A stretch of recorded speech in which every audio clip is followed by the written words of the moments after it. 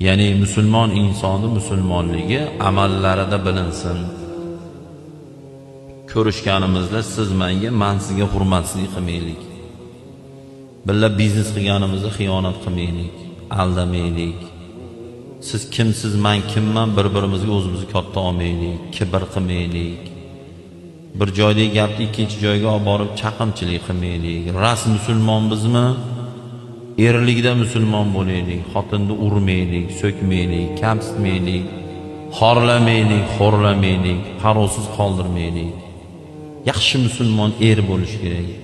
Xotin muslimaman deyaptimi, eriga xo'mraymasin, baqirmasin, go'laymasin, gap qaytarmasin, itoat qilsin, xiyonat qilmasin, hatto qalbida ham xiyonat qilmasin iloji boricha eriga.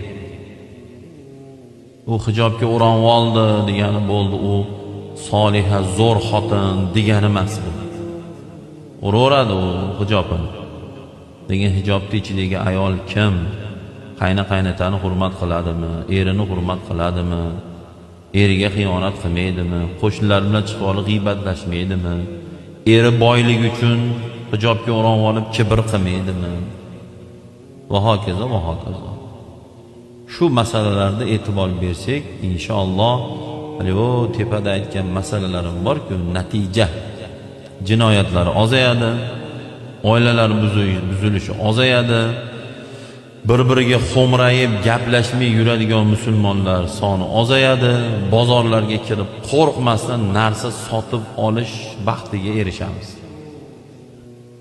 Hozir Libboy bozorga kirib qo'rqmasdan narsa ola olmaysiz. Mol bozor ham aldayapti, qo'y bozor ham, meva bozor ham, Libboy bozor. Hammasi 70% hojilar. 30% endi borib kelaman deb turibdi. 70% hojilar, savdogarlar.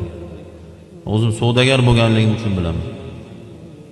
Lekin bozorda juda ko'pi, nihoyatda ko'pi yolg'on va aldovdan qo'rqmayapti.